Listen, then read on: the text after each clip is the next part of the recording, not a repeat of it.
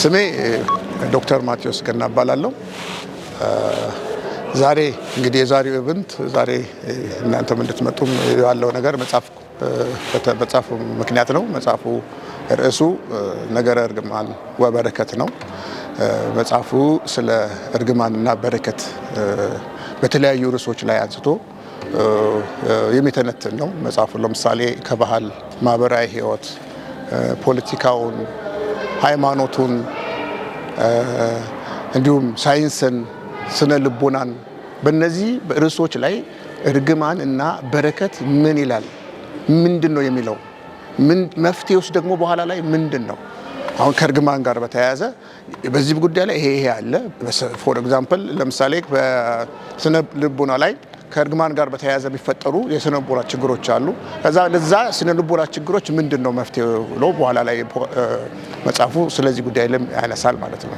ከሃይማኖት ጋር ሃይማኖቶች ስለ እርግማን ምን ይላሉ፣ እዛ ከእርግማን ደግሞ እንዴት ነው መውጣት የሚቻለው ብለው እንደዚሁ ሌላው ይሄንን ነገር የሚተነትን ነው። ከባህል ጋር በተያያዘ ማህበራዊ ህይወት ጋር እንደዚሁ በረከትም እንደዚሁ እያንዳንዱ ርዕስ ላይ እያነሳ ከእያንዳንዱ ጋር የሚናገር ነው። ባህልን ስንመለከት በኢትዮጵያ የተለያዩ ብሔር ብሔረሰቦች አሉ። ለምሳሌ ከደቡብ ላይ የተለያዩ ብሔሮች አሉ። እኔ ያደግኩበት ባህል ጋሞ ይባላል። የጋሞን ባህል በተመለከተ ስለ እርግማን ምን ይመስላል፣ በረከትስ ምን ይላሉ፣ ከአባቶች ጋር ደግሞ ምንድን ነው በረከትና እርግማን የተያያዘው ነገር። አሁን ለምሳሌ ኦሮሚያ ባህል አለ፣ የአማራ ባህል አለ፣ የወላይታ አለ፣ የአፋር አለ፣ የሶማሊያ አለ። የተወሰኑ በሀገራችን ያሉ ብሔር ብሔረሰቦችንም የባህላቸው ምን እንደሚመስል እሱንም ጭምር የሚተነተን ነው። ከዛ ባህሉ ላይ ደግሞ መፍትሄው ምንድነው፣ እርግማን እንኳን ቢኖር አባቶች ምንድነው እንዴት ነው የሚያደርጉት የሚለውን ነገር ሁሉ የሚያሳይ በጣም ጥሩ እና ለሰው ሁሉ የሚበጅ ሰው ቢያነበው ይጠቅማል። አባቶችንም ልጆች እንዲያከብሩ፣ አባቶች ደግሞ ለልጆቻቸው ምን ማድረግ እንዳለባቸው ከአፋቸው ክፉ ቃል እንዳይወጣ ሁሉ የሚመክር ለአባቶችም ሁሉ የሚመክር ነው። ለልጆች ደግሞ አባቶችን መታዘዝና ከአባቶች ጋር አብሮ በመቀባበል መኖር እንዳለበት የሚመክር ሰፋ ያለ መጽሐፍ ነው። የአፍሪካንም እርግማን ይመለከታል። እርግማን ምንድን ነው? ለምሳሌ ከሀብት ጋር የተያያዘ እርግማን አለ አፍሪካ ላይ። ኢትዮጵያ ላይ እንድንመለከት ፖለቲካል ጋር በተያያዘ የፖለቲካውንም ይተነትናል። ፖለቲካል እርግማን ምንድን ነው ተነስቶ አያውቅም በዚህ ጉዳይ ላይ ምንም። እሱንም ፖለቲካ እርግማን፣ ፖለቲከኛውና እርግማን ምንድን ነው ትስስር አላቸው? ይህንን ሁሉ የሚያሳይ ነው እና ብዙ ሰፋ ያለ ኢንተረስቲንግ የሆነ ሁሉም ሰው የተዘጋጀ ነው። ለሃይማኖተኛውም ይጠቅማል፣ ለፖለቲከኛውም ይጠቅማል ማለት ነው። ፖለቲከኛው እዛ ላይ ገብቶ ቢያነብ ምን ይላል የሚለውና ለምሳሌ በአፈ ታሪክ የሚነሱ የድሮ ሂስትሪዎችንም ሁሉ የሚያወሳ መጽሐፍ ነው። መጽሐፉ በጣም ረጅም ጊዜ ወስዶ የተሰራ ነው። ከ3 ዓመት በላይ የፈጀ ነው። ብዙ ዋቢ መጽሐፍቶች ሁሉ የታዩበት፣ ስነ ጽሁፎች፣ ሌሎች ነገሮች ሁሉ የታዩበት እንደው ዝም ብሎ የተጻፈ ሳይሆን በሐሳብ ጊዜ ተወስዶበት በደንብ የተሰራ መጽሐፍ ነው እና ለማንኛውም ሰው ሁሉም ሰው አግኝቶ ቢያነባው ተጠቃሚ ነው ማለት እወዳለሁ። በዚህ አጋጣሚ መጽሐፉ ወደ 10 ምዕራፍ አለው። መጽሐፉ ከዛ መጀመሪያ ላይ ሲጀምር ራሱ መጽሐፉ የራሱ አቀራረብ አለው። ገና ሲጀምር ከማህበራዊ ህይወት ጋርና ከባህል ጋር በተያያዘ ሰው ሲያነባው የአንዱ የሌላውን ባህል ሌላ ነገር ምን እንዳይ ኔጌቲቭ የሆነ ነገር እይታ እንዳይ ማሳሰቢያ ሁሉ የተቀመጠበት። ከበዛ በፊት እንደውም መጽሐፉ ሲጀምር ምን ያለ ጥያቄዎች አሉት። ወደ ከ10 የሚበልጡ መጠይቆች አሉ። እነዛ ጥያቄዎችን እዛ መጽሐፍ ውስጥ ላይ ሲያነብ ያገኛቸዋል ማለት ነው። ከዛ እንደገና ብዙ መጽሐፉ ትንሽ ይናገርና ምን ይላል ማለት ነው። ቃላቶች እንኳን የሚከብዱ ቃላቶች ቢኖሩ በቅንፍ የቃሉን ትርጉም ያስቀምጣል። ሳይንቲፊክ የሆኑ ነገሮች ስላሉ፣ የሳይንስ ጋር የተያያዘ ነገርም ስላለ፣ የፍልስፍና ነገርም ስላለ አንዳንድ ከበድ ያሉ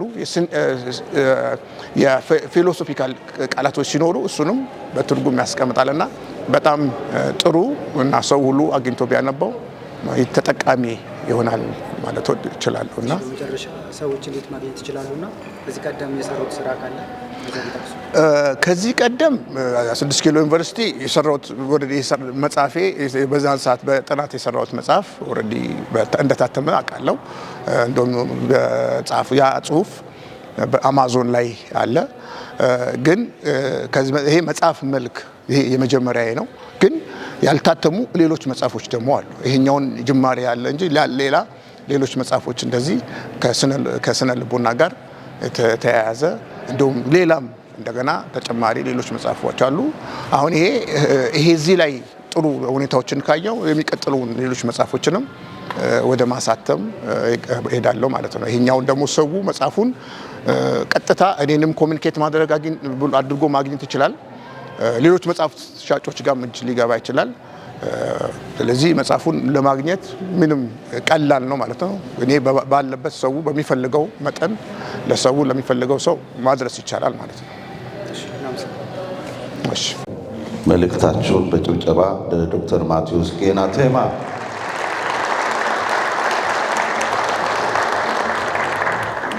የሴት ልጅ አባት ነው። አሁን ደግሞ የበኩር ልጁን ይህን መጽሐፍ ይዞልን መጥቷል። ነገረ እርግማን ወበረከት ቀጣዩ ስራዎችን ይዞልን እንዲመጣ በድጋሚ እንኳን ደስ አለ የሚለው መልእክታችሁ መደመጥ ይኖርበታል። የክብር እንግዶች ያደረግናቸው አንተ የምትወዷቸው አገርና ሕዝብ የሚወዳቸው የሚያከብራቸውን ታላቅ ሕዝቦች ነው። በአመለካከቱ በንግግሩ ብሎም በአኗኗሩ ሰላምን ከፍ የሚያደርግ ለሰብአዊ መብት ግድ የሚለው ዋጋ ከፍሎ በህብረተሰብ መካከል እርቅን ለማውረድ የሰራ ይቅርታን እየኖረ ይቅርታን ለሀገርና ለሕዝብ የሰበከ ያስተማረ የኃይል አማራጭን የማያደፋፈር ለሀገርና ለሕዝብ የግል ሕይወቱን የሚሰጥ ታላቅ ሕዝብ የጋሞ ሕዝብ የዛሬው እዚህ መጽሐፍ የክብር እንግዶች ናቸው። ጭብጨባችሁ ግን ጋሞ ጨንቻ ድረስ የሚሰማ አይደለም።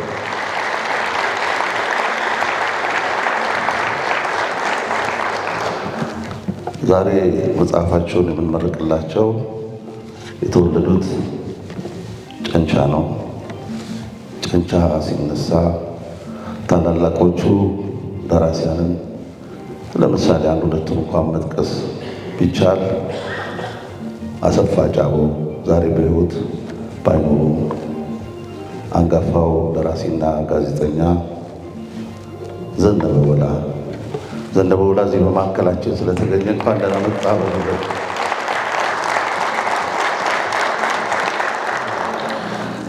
ዶክተር ማቴዎስ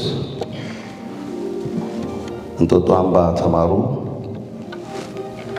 ጀነራል ዊንጌት ቀጠሉ፣ ቪዥን ኢንተርናሽናል ዩኒቨርሲቲ ዲግሪና ማስተርስ ዲግሪያቸውን በክብር ጭነዋል። ያው ቴዎሎጂ እና ሊደርሺፕ ነው ያጠኑት። ከዛ መማር ቀጠሉ። አዲስ አበባ ዩኒቨርሲቲ በስነ ልቦና ትምህርት ማስተርሳቸውን ይዘዋል። ከዛም ሰለሱና ተቋማዊ አደረጃጀት ተምረው የዶክተር ማዕረጋቸውን ይዘዋል። አሁንም ገና እማራለሁ እያሉ ነው። ሽሮ ሜዳ ስንል ዶክተር ማቴዎስን ነው የምናነሳው። ጥሩ ወዳጅም ናቸው። ለጥሩ ወዳጅነታቸው ዛሬ እዚህ በክብር እናንተ ፊት ቆሜያለሁ። በታላቅ ክብር ወደ መድረኩ በአክብሮት በትህትና እንዲመጡልኝ ጋብዙልኝ። ዶክተር ማቴዎስ ጌና ቴማ እንኳን ደስ አለዎት።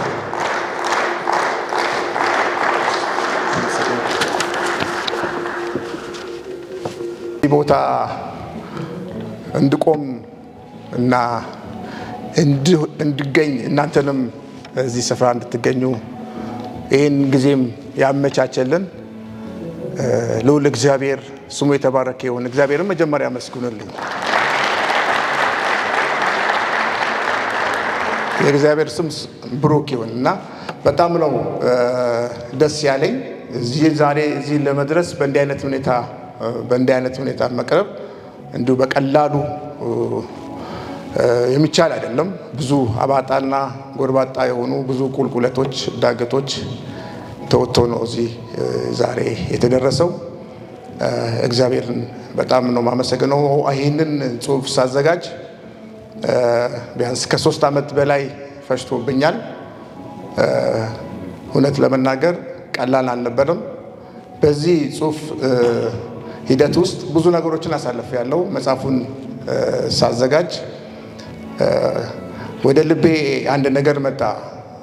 ድንገት መጽሐፍ ስደረድር ነው ቤት ያገኘሁት። አንድ ከ25 ዓመት በፊት ጽፌ ያስቀመጡት ደብተር ነበረ እና መቶሉክ እና ያንን ደብተር ሳይ ደነገጥኩ፣ ገረመኝ እና ገለባብጬ ያየሁት ደብተሬን እና የዛሬ 5 ዓመት መጽሐፍ እንዳለብኝ አቅ ነበረና ያንን ማገላበጥ ሲጀምር ገርሞኛል እና በኋላ ላይ ስለዚህ በቃ አይሙሬ ነቃ። በቃ በደንብ አሁን ጊዜው ነው የሚለው ነገር የዛኔ ምንድነው ወደፊት እቀጥላለሁ ብዬ ነው አስቀምጬ በዛው የተረሳው ማለት ነው።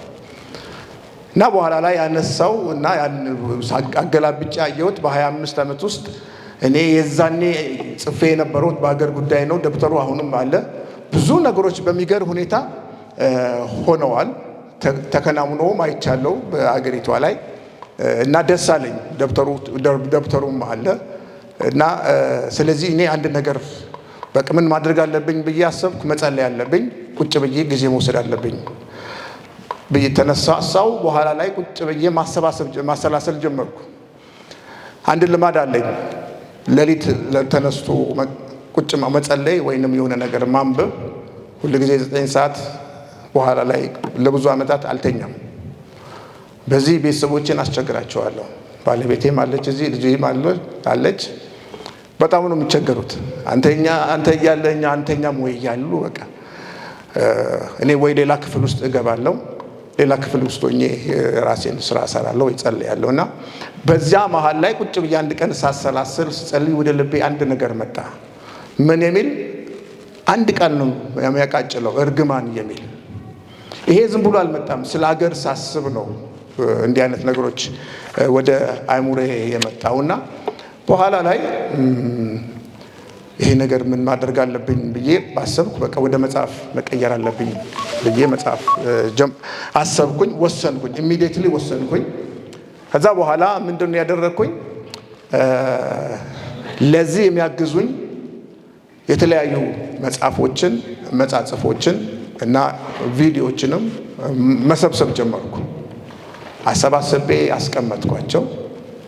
ኢሚዲየትሊ ምንድነው ያደረኩት? አሰባሰብኩ። ከዛ በኋላ ጀመርኩ። ኦልሞስት 4 ዓመት ይሆናል ማለት ነው። ከዛ እንደለመድኩ ሌሊት እየተነሳው ጊዜን በዛ ላይ መስጠት ጀመርኩ እና ያው ቀጠልኩ። በጣም በዛብኝ ጽሁፉ። ዓመታት ስለተቆጠሩ በዛብኝ እና ምን ማድረግ ቁጥር 1 እና ቁጥር 2 ብዬ ያስቀመጡ። በቃ 2 መጽሐፍ መውጣት አለበት ብዬ ለወንድሜ ለዶክተር በዛብህ ይህንን ጽሁፍ ላኩለትና እንደዚህ አስቤያለሁ አለ። ደነገጠ። እሱም እግዚአብሔር ይባርከው አየና እውነት የመጀመሪያ መጽሐፍ ስለሆነ ይሄ እንደዚህ አይሆንም አለኝ። ስለዚህ መርጅ አድርገህ ወደ አንድ ሰብስበው ወይንም የሆነ ነገር አድርግ አለኝ። እሱ በዛን ሰዓት ከሀገር ውጭ ነው ያለው እና በኋላ ላይ ኢሚዲየትሊ ምንድነው ያደረኩኝ? በቃ 250 በላይ የሆኑ ገጾችን አወጣሁት እና እርግማን ብቻ የሚለውን አስቀምጬ ከዛ በቃ እሱን ደግሞ ላኩለት። አሁን ትንሽ ይሻላል፣ እዚህ ላይ እስቲ ቆይ አሁንም ማውራት አለብን አለ። እዛ እንደገና አሁንም እሱ የሚለኝን መስማት ማድመጥ የግድ አለብኝ። በእንደዚህ አይነት ሁኔታ ነው መጽሐፍ የተጀመረው። እንደዛ እያለን ቀጠልን። በኋላ ላይ አንድ ነገር ተነጋገርና ወሰንን ከሱ ጋር ከወንድሜ ጋር በምዕራፍ ከፍሎ እንዲሰጠኝ ተነጋገርን። ጀመርን ነው እንግዲህ በሚገርም እንዴት አይነት ትዕግስተኛ እንደሆነ እንዴት አይነት መካሪ እንደሆነ ቃላቶቹ የሚመርጣቸው ነገሮች ሁሉ ግርም። እኔ በቃ ሁሉ ነገር መቀበል ነው። እኔ አንድ ነገር ጥሩ ነገር ያለኝ ምንድነው መቀበል፣ መውሰድ፣ አንድ ነገር የሆነ ነገር ማድረግ በጣም ደስ ይለኛል። ሰው የሚለኝን እሰማለሁ። በቃ ጀመርን፣ በቃ ቀጠልን። አመት አለፈ ከሱ ጋር። እኔ መጽሐፉ ለመታጠብ በጣም የጓጓውን ሰውዬ በቃ ትዕግስቴን በቃ እንትን አደረገልኝ፣ በቃ አረጋጋኝ። ከአመት በላይ ታገሱት። መጽሐፍ እኔ ለማሳተም የጓጓሁት ከአመት በፊት ነው። እና በእንዲህ አይነት ሁኔታ ቀጥለን እግዚአብሔር ረድቶን አሁን ያለበት ደረጃ ደረስንና ከዛ በኋላ ከመድረሳችን በፊት ለወንድሜ ለመጋቢ ምራይ ንጉሴና ለዘነበወላ አማከርኳቸው። እነሱም ጊዜያቸውን ሰውተው በጣም ጊዜ የሌላቸው ሰዎች ናቸው። ወሰዱ፣ አዩ። እንደውም ቃል በቃል እናገራለሁ የወንድሜ ዘነበወላ ንግግር መጽሐፍ ያስፈራል ነው ያለኝ። ምክንያቱም ስለ እርግማን ብቻ ነው ያለው። ያው ትቼ የላኩት ያስፈራል። ፓስተር መራዊም ብዙ ጥያቄዎችን ደርድሮ ሰጠኝ። እንደዚህ ብዙ ቃል በቃል እያንዳንዱ ምንም ያለፈው ነገር የለም። ምን መርፌ ቀዳዳ እንኳን እንደዚህ አይነት እይታ እንደሱ እንዴት አድርጎ እንዳየ አላውቅም። ውጭ ሲሄድ ውጭ መጽሐፉ ጽሑፉን ይዞት ሄዶ ነው በጣም ጊዜ ወሰድቶ ነው ያዩትና አይተው ምክራቸውን ሰማው፣ ያሉኝን ነገር አደመጥኩ። እዛ ብዙ ነገሮችን ማስተካከል እንዳለብኝ ተረዳው። አሁንም ጊዜ ወስጄ ቁጭ ብዬ አሁንም የለመድኩትን ሌሊት እየተነሳው መስራት ጀመርኩ። ቅዳሜና እሑድ ቤት ቁጭ ስል አሁንም እንደዛ አደርግ። አንድ ቀን የሚገርመኝ ማረሳው ቁጭ ብዬ የሰራው ልጄ ምን እንዳለ ይሄ ነገር መቼ ነው የሚያልቀው? አያልቅም እንዴ አለች።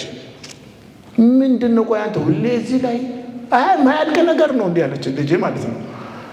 እዛ እናትዬው ወሰድ አድርጋ ቶሎ እንዲጨርስ ጸልይለት አለቻት።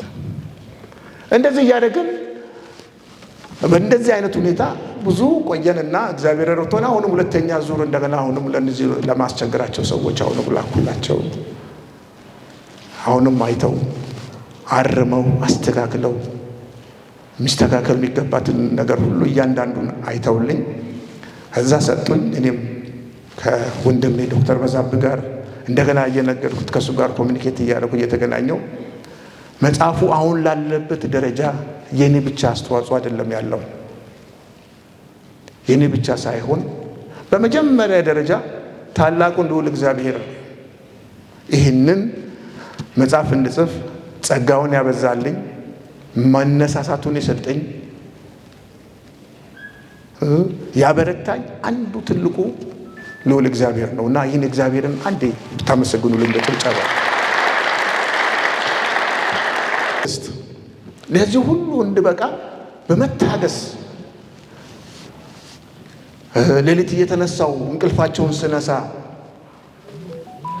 ከጎኔ ሆነው እንግዲህ ሲያበረቱኝ የነበሩት ውድ ባለቤቴንና ልጄ ዮሐና ማቴዎስን፣ ውድ ባለቤቴ ማለች በእምነት ታደሰ ትባላለች።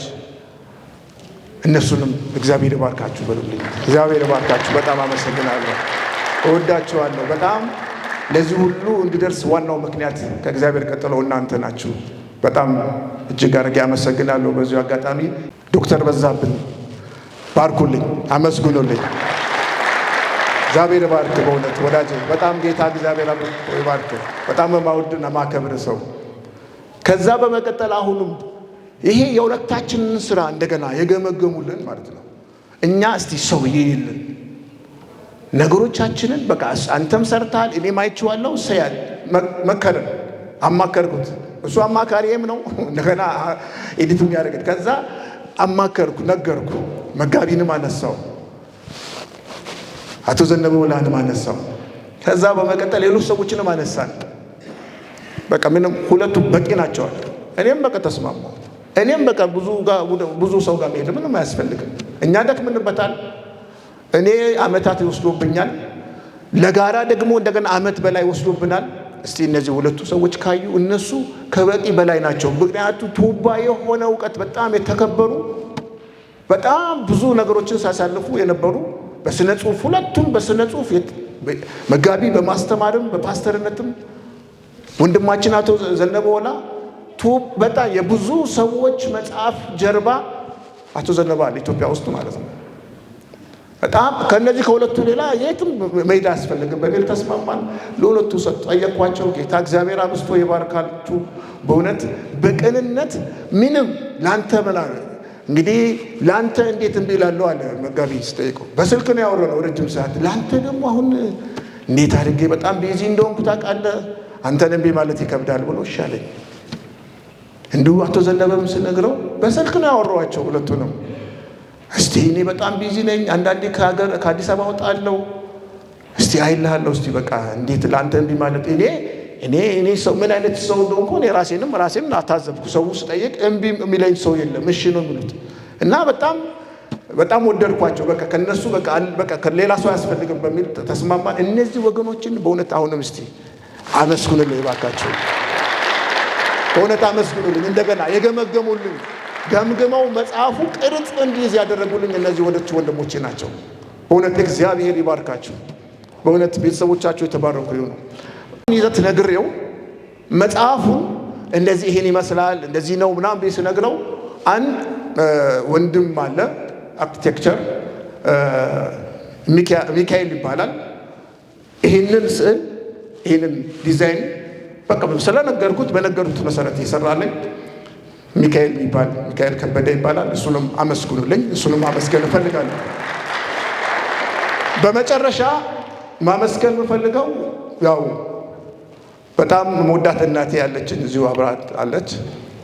እናቴንም ሁሌ ምንድነው የምትሰራው እንዴት ነህ ትጠይቃለች።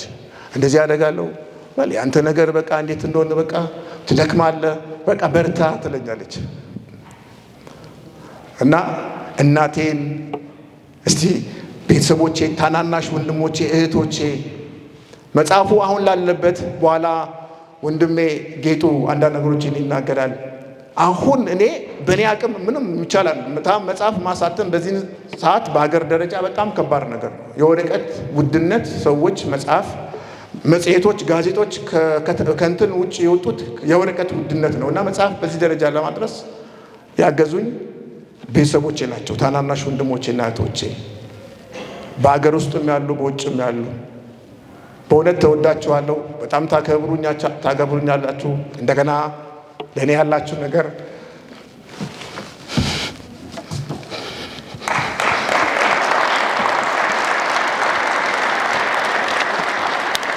ይቅርታ ስሜታዊ ስለሆንኩኝ በጣም አመሰግናለሁ። አመስግኑልኝ።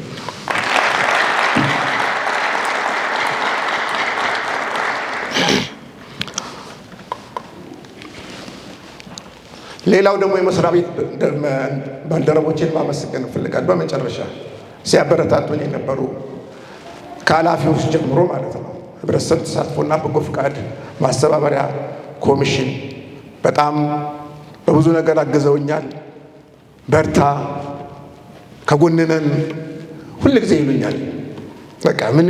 በቃ አንተ ወደ መጨረሻ በቃ ያለህም ነገር እስከ መጨረሻው ካንተ ጋር በመሆን እኔን ሲያበረታቱ የነበሩ አሁንም እዚሁ አሉ ሰራተኞች። አሁንም በምርቃቱ መገኘት አለብን ብለው መጥተዋል እና ከኃላፊዎች ጀምሮ ሁሉም ሊመሰገኑ ይገባልና አመስግኑልኛል። በጣም እጅግ አድርጌ አመሰግናለሁ። ከመጽሐፉ ክፍል በኋላ አንዲት ክፍል እንዳነብ ይፈቀደልኛል። አነባለሁ አንድ ክፍል። አሁን ለአሁኑ የክብር እንግዳ ተብለው ቅድም ሲጠሩ የነበሩ የሀገር ሽማግሌዎች አሉ። የጋሞ አባት እዚህ አያቸዋለሁ። አንድ አባት አሉ። እሳቸው ጋር ዳዊት ትመጡና መልእክት አስተላልፋችሁ ከዛ በኋላ ወደሚቀጥለው እንሄዳለን።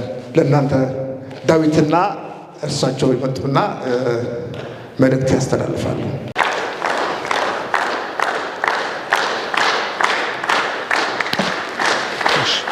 ያወቁት ጥሩ ስደርሰኝ ጥሩን ከተቀበልኩ በኋላ በእንደዚህ አይነት ሁኔታ ስላለ እንድትገኝልኝ አለኝ። ደስ ነው ያለኝ። እግዚአብሔር እዚህ አድርሶታል። ቀሪውንም ጊዜ ደግሞ እግዚአብሔር ያውቃልና እንዲበረታልኝ ቀሪውንም ያሰበው ነገር ካለም ያንንም ደግሞ እንዲቀጥል እግዚአብሔር ትዕግስቱንም ጸጋውንም እንዲሰጥ እግዚአብሔርን እንድንጸልይ አሳስባለሁ። እግዚአብሔር ይመስገን።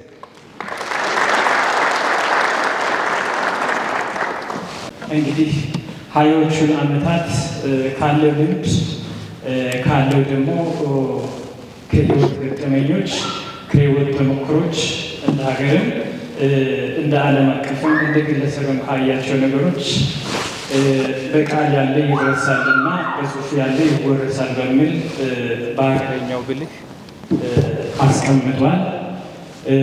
ትልቅ ክብርና ምስጋና ይገባል። ከዚህ ባሻገር በእርግጠኝነት እዚህ ጋር ያላችሁ ከነም ጭምር የሆነች አንዳች ልዩ ነገር አለ እያንዳንዳችን ስንፈጠር ማለት ነው። አንዳች ልዩ ነገር አለች እያንዳንዳችን ስንፈጠር እንደ ጣታችን እንደ እጆቻችን አሻራ ማለት ነው።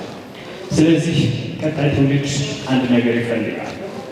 ብዙ ጊዜ አይታችሁ ከሆነ ሪፈራንስ ወይም ማመሳከሪያ ጽሑፎችን ለተለያዩ ነገሮች ስናገላበት እናያለን እና አስቀምጠን እንድናልፍ ነጭ ብዕርንና ነጭ ወረቀትንና ጥቁር ብዕርን አገናኝተን እንድናልፍ ትልቅ መልእክት ያስተላልፍልናል ወይም ይሆንልናል። ከዛ ባሻገር ታላላቅ ደራሲያን እዚህ ጋር አሉ። እንደ አጋጣሚ ደግሞ የተገኘንበት የጋሞ ሆዷ ወይም ማህፀኗ ለምለም ስፖርተኞች እንዲታዩ፣ ደራሲያን እንዲታዩ፣ የሀገር የታሪክ ምሁራን እንዲታዩ ውስጧ ሆዷ ለምለም ነው፣ በጣም ለምለም ነው እና ብዙ ማለት ብቻ ባለችን አጭር ጊዜ ሁላችንም ወዳጆች ሁላችንም ያለንን ነገር እናስቀምጥ፣ ለትውልድ እናስቀምጥ። ምዕራባውያን ዓለምን እንቅደማቸው፣ በጽሑፍ ያልሰፈሩ በታሪክ ከአባቶቻችን የወረስናቸው ነገሮች እየተሸፋፈኑ ያሉ ነገሮች አሉ። ስለዚህ ይሄ መጽሐፍ ለእኔ ርዕሱ ሙሉ እርግማንና በረከት ከአባቶቻችን አገር እንደ ሀገር ከተፈጠርንበት በሀገር በቀል እውቀቶቻችን እስከዚህ ከመጣንበት በምዕራባውያን ፍልስፍና እኛም ሆነ አባቶቻችን ብዙ ተጽዕኖ ስር ከማደራችን በፊት ካመጡልን እስከዚህ ካቆዩልን ፍልስፍናዎች የተመሰረተ ነው። ስለዚህ ያለንን ነገር አስቀምጠን በወረቀት ለትውልድ ብናወርስ ከምዕራባውያን ተጽዕኖ የተላቀቅን ራሳችን የቻለን ታላላቅ ሕዝቦች እንሆናለን የሚል መልእክት አለኝ።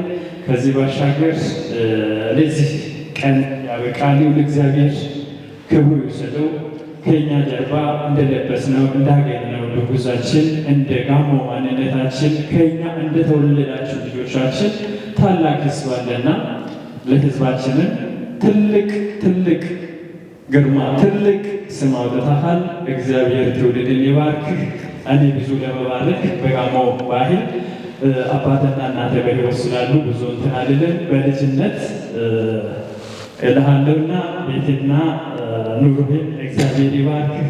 አመሰግናለሁ። ወደ መቀጠል ሸኙልኝ። አመሰግናለሁ። በዚች ጋር እርግማን ወበረከት ቅድመ ንባብ ጥያቄዎችን ያነሳል።